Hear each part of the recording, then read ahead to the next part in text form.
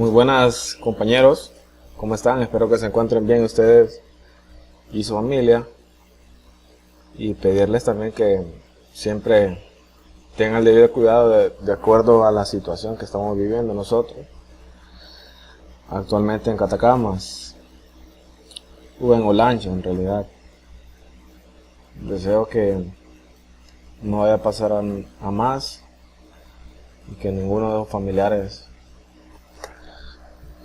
tenga esta virus o esta enfermedad.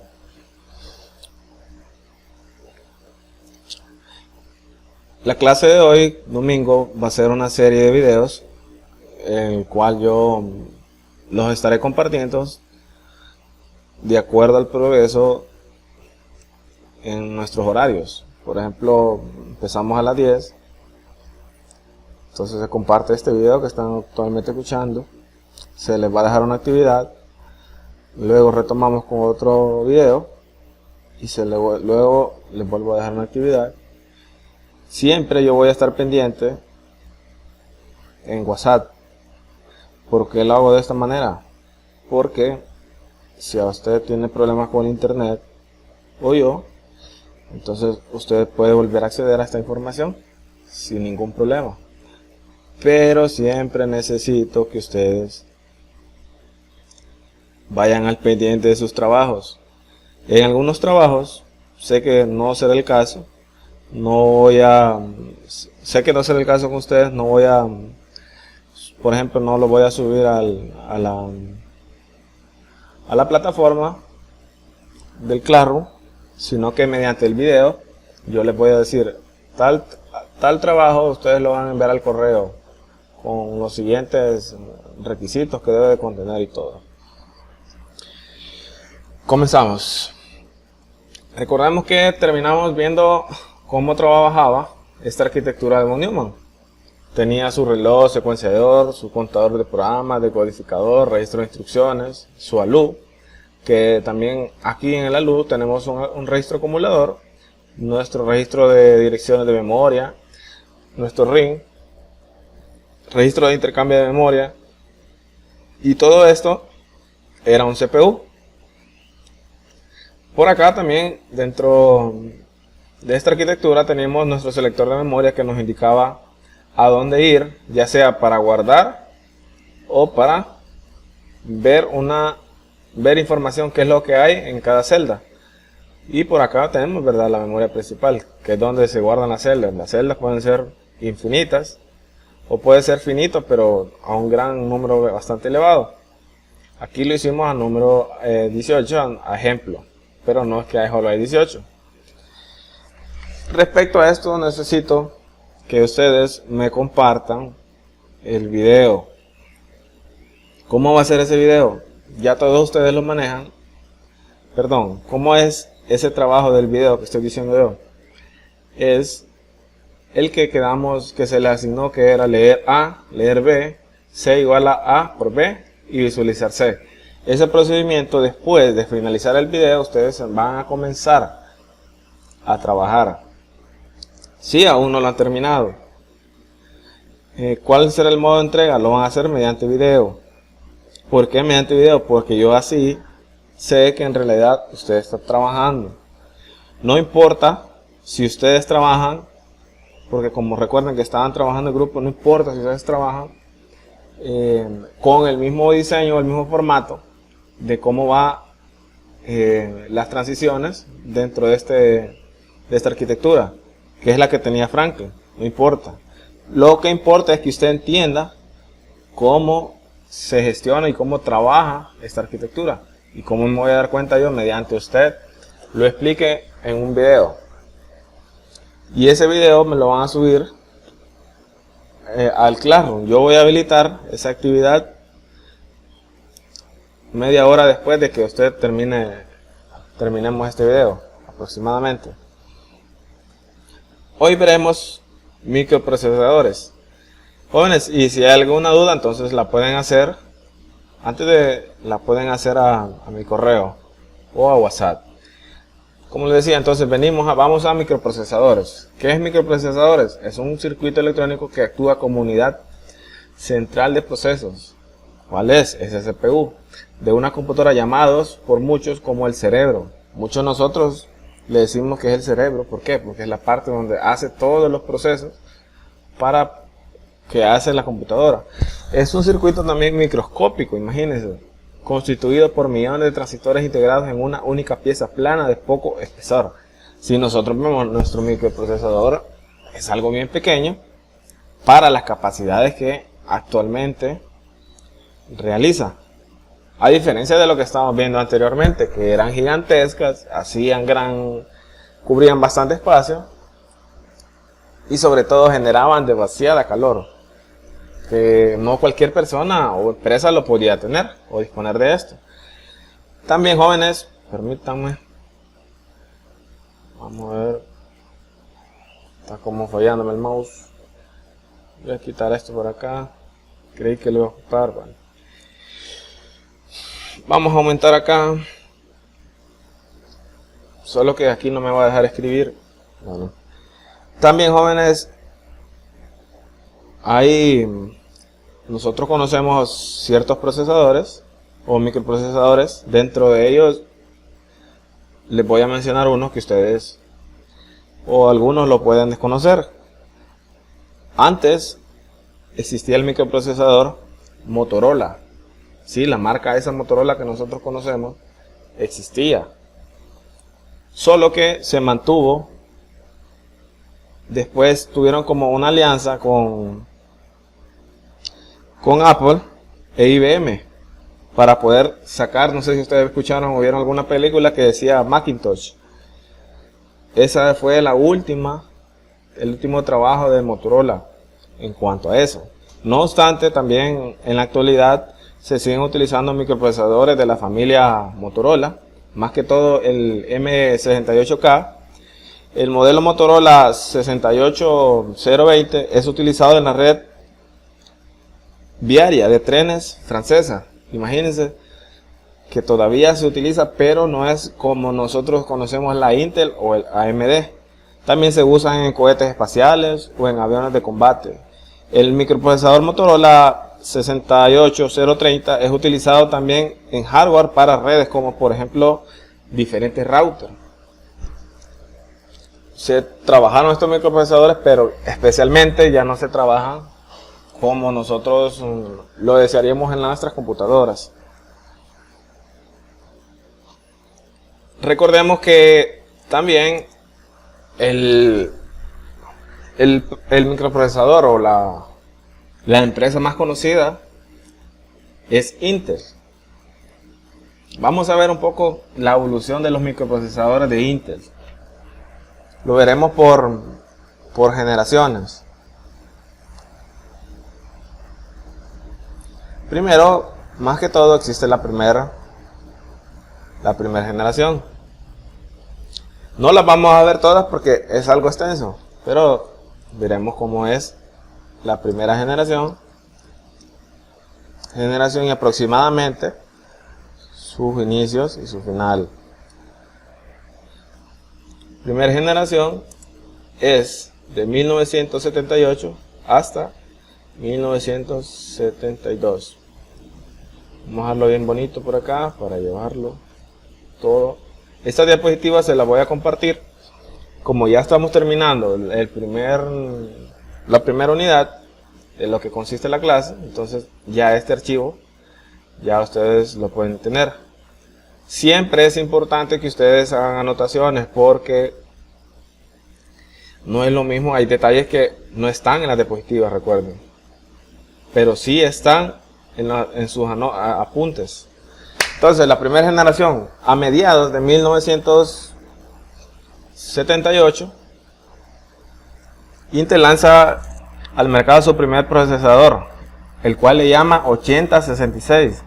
Esta primera generación se caracteriza por la potencia de cálculo. Las mejoras en la integración de circuitos permite que el diseñador no encuentre limitaciones tan fuertes que condicionaron el diseño del 404 y 8008, que son diseños anteriores a esto, lo que posibilita con este nuevo procesador la adopción de un ancho de 16 bits en la unidad de procesamiento y una complejidad inusual en las ALU, que ahora permiten instrucciones máquinas para efectuar el producto y la división de números enteros.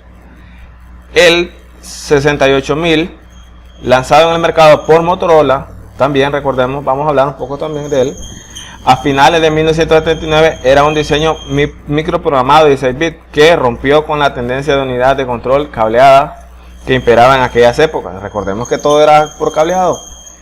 Nosotros vimos las imágenes ahí. También ahora hablaremos de la segunda generación. Hablaremos de la segunda generación. Segunda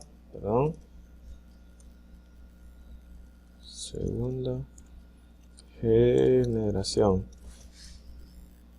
Ya se van haciendo mejoras, que consiste de 1982 hasta 1985.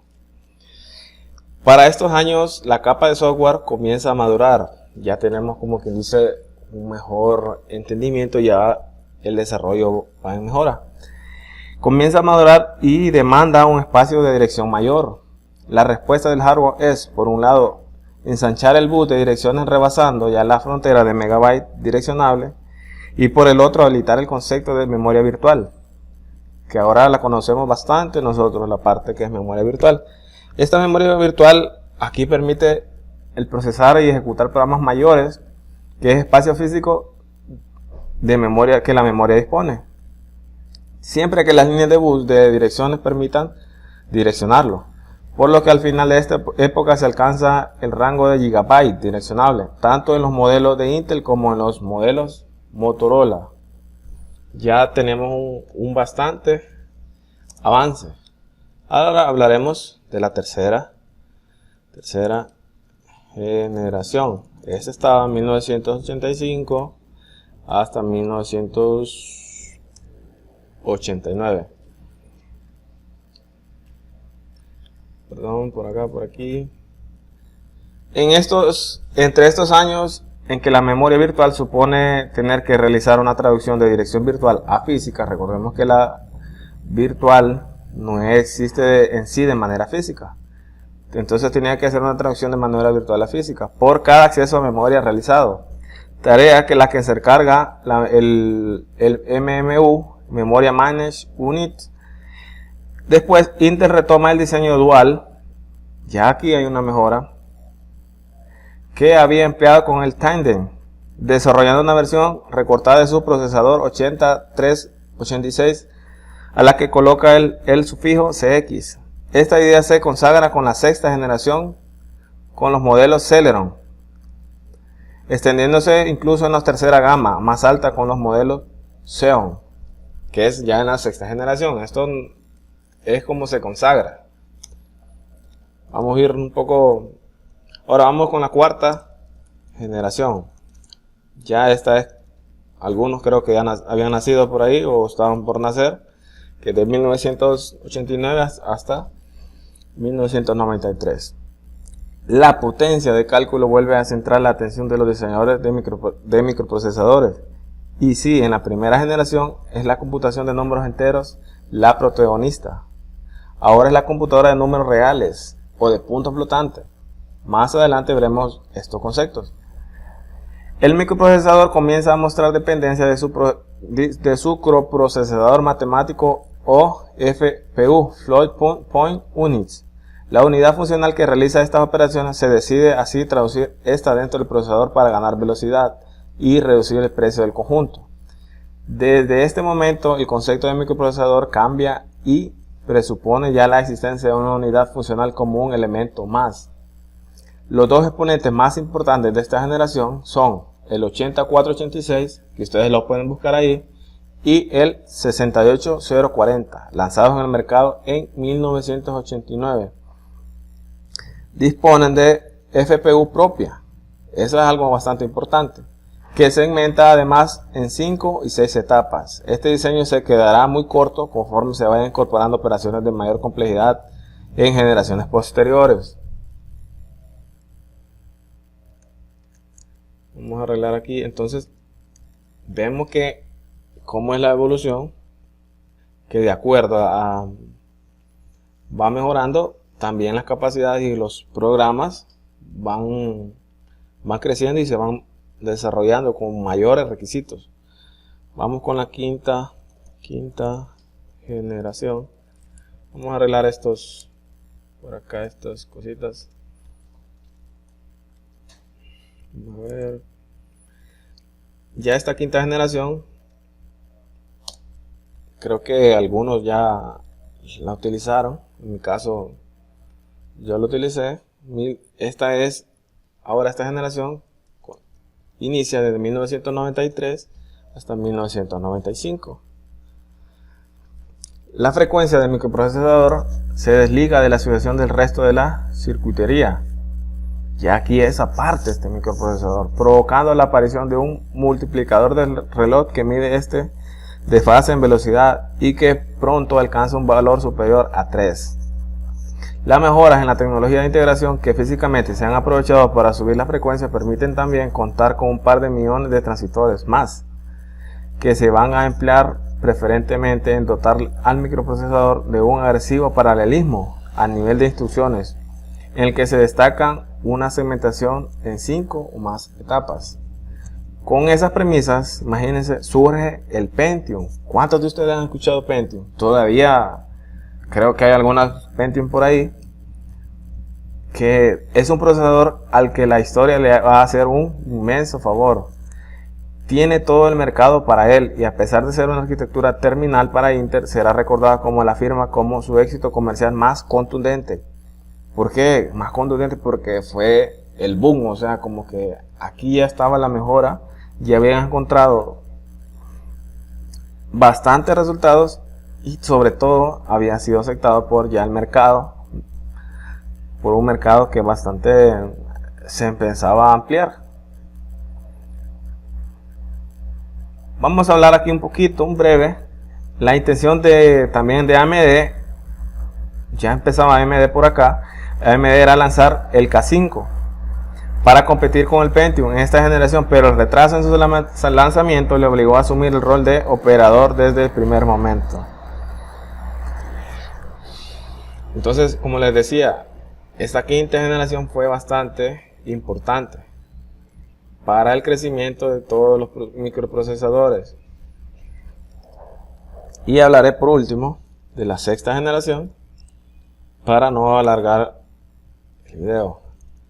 Generación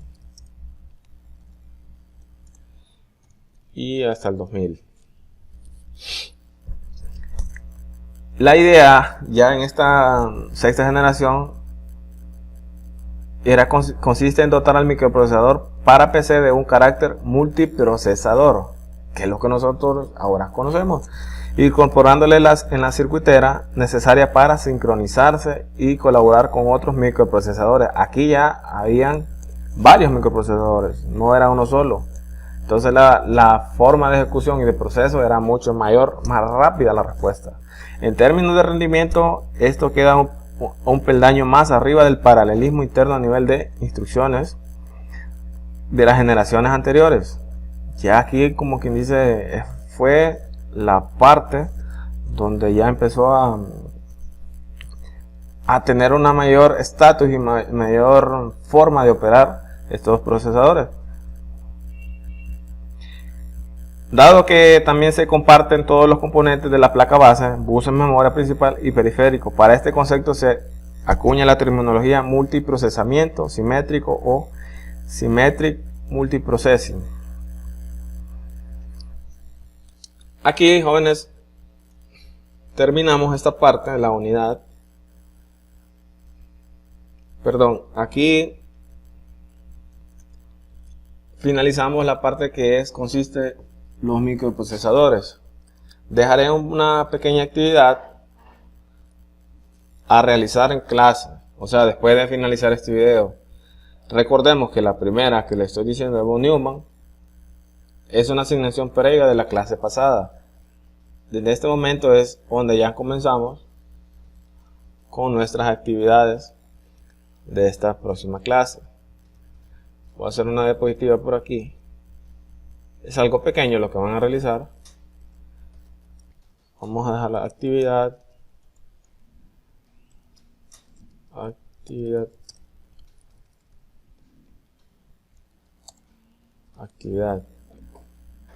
Actividad. Está comenzando por acá. Actividad. ¿Qué consiste esta actividad? Realizar una síntesis de los tipos de microprocesadores.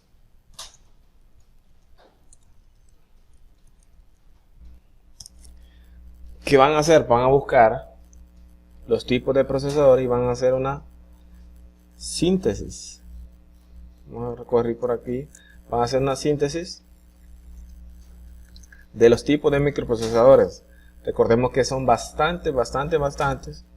Van a buscar la manera de resumirlo y van a hacer esa síntesis. Tienen que hacerlo de la forma más clara, no solo buscar de un solo sitio web, porque a veces no toda la información se encuentra ahí. Siempre es bueno retroalimentar y encontrar mayor información para poder tener un mejor puntaje y mayor aprendizaje en nuestra clase. Continuando con la clase, veremos ahora, permítame, código de texto. Este código de texto nosotros estaremos viendo en qué consiste y cuáles son los más conocidos, estos códigos de texto. Código de texto. Permítame, por acá me aparece el mouse. Un poco lento esto. En el código de texto existen tres sistemas más populares que fueron inventados. Existió el EBCDIC,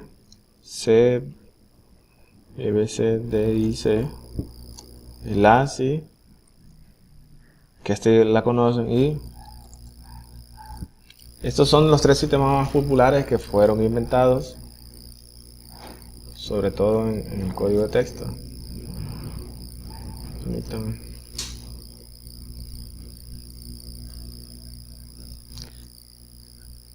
A un principio de la historia de la computación, los programadores se dieron cuenta que necesitaban un código estándar, un sistema en el que todos pudieran estar de acuerdo con respecto a los números o a qué números representarían las letras del alfabeto. También los signos de puntuación y otros símbolos. Y para poder llegar a esto, los más populares fueron estos tres. Hablaremos de cada uno. Iniciaremos con el primero, que es EBCDIC. Este se llama código decimal binario, binary code, definido por IBM. Para una de sus primeras computadoras fue uno de los primeros sistemas completos para representar símbolos con bytes. Los códigos BCD constan de códigos de 6 bytes, los cuales permiten un máximo de 64 símbolos posibles. Las computadoras BCD solo podían trabajar con letras mayúsculas y con muy pocos otros símbolos, o sea, teníamos esa limitante que no podemos trabajar con todo. Por esta situación, este sistema no tuvo una vida, o tuvo una vida muy corta, bastante corta. La necesidad de representar más caracteres condujo a IBM a desarrollar lo que conocemos ahora como el sistema EBCDIC. Ya con este, recordemos que primero, ya con este EBCDIC teníamos ya un flujo, porque un flujo de 8 bytes que definen 256 símbolos. Eso también, estos bytes los podemos ver en la clase de redes. Todavía se emplea en mainframe y sistemas de rango de medio de IBM, pero rara vez se encuentra en computadoras personales, casi es escaso. Para cuando se estaban desarrollando las computadoras pequeñas, el Instituto Nacional Estadounidense habla había entrado en acción para definir normas de computadora. Primero, si me logré explicar un poco mal o no se entendió, primero existió el sistema. Vamos a ver este sistema BCD, pero al final, por las pocas, recordemos que yo decía ahí que tenía 6 bytes, recordemos, entonces tuvieron que inventar este sistema para que tiene 8 bytes para poder funcionar con mayores capacidades.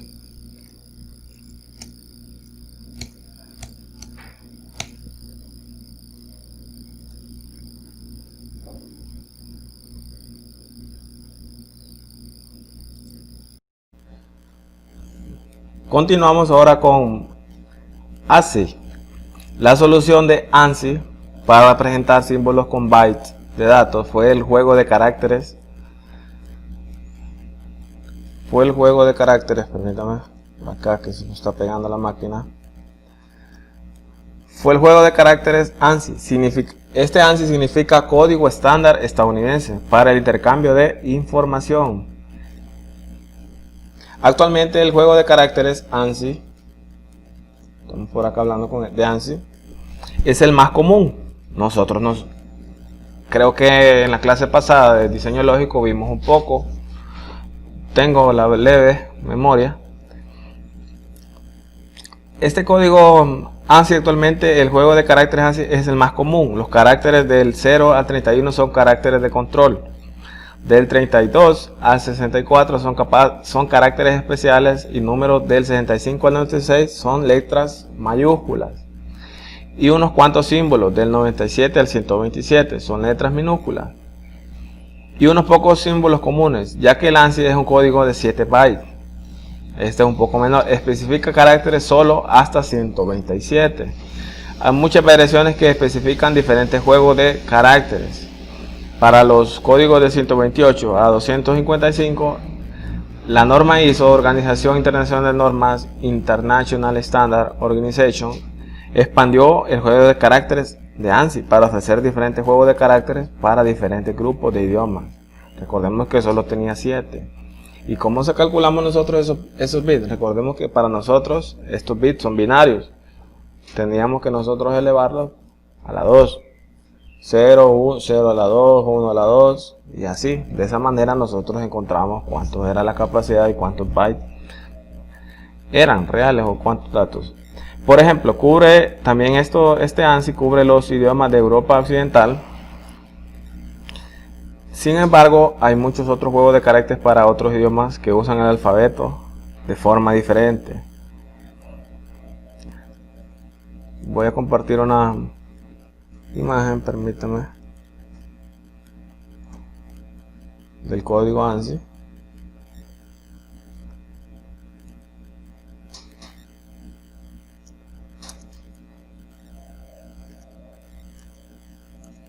Vamos a hacer una nueva diapositiva.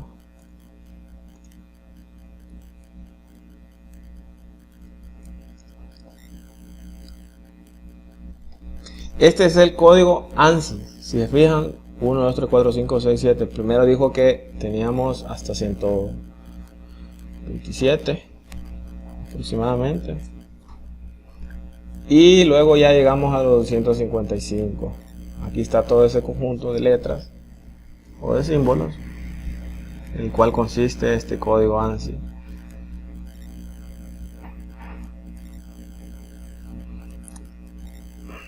Ahora, hablando de los códigos de texto, estamos con Unicode, una norma para representar de datos que está en evolución, llamada norma de código único para caracteres mundiales. En inglés se dice Unicode World Wide Character Set. Proporciona 2 bytes, que esto se representa con 16 bytes para representar cada símbolo. Con 2 bytes, un carácter Unicode podría ser cualquiera de más de 60.536 caracteres o símbolos diferentes. Oigan, que bastante en lo que se trabaja o nos puede ayudar este Unicode. Esto también es suficiente para cada carácter y símbolo en el mundo, incluyendo los vastos juegos de caracteres chinos, coreanos y japoneses, que esos nosotros todavía a veces, los que saben leerlo, pues lo manejan, pero nosotros se nos dificulta todos esos caracteres. Y aquellos también que se encuentran en textos clásicos e históricos conocidos. Si un juego de caracteres único estuviera disponible para cubrir todos los idiomas en el mundo entero, los programas y los datos de computadora serían intercambiables. Debido a que esto es ciertamente una meta que vale la pena, posiblemente un día que se dé el esfuerzo, jóvenes, en conjunto para reemplazar ANSI por Unicode. Muchos editores de software, incluyendo Microsoft, Netscape y Ascend, animan a sus desarrolladores a usar Unicode para sus programas. ¿Por qué quieren desarrollar esto? Es porque quieren que si yo tengo trabajo con Unicode y mi idioma es chino, o mis caracteres son chinos, me los puede leer de forma universal a la que yo trabajo. Entonces, a eso se refiere.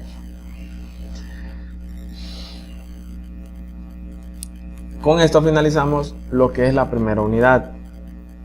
La siguiente unidad vamos a hablar acerca de un tema bastante importante, que es la taxonomía de arquitecturas de computadoras, que esto les estaré compartiendo en el próximo video.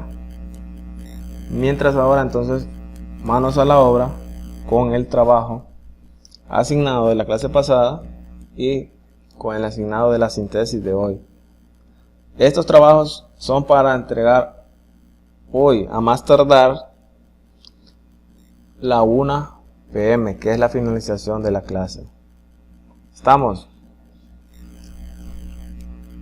Nos vemos en el próximo video.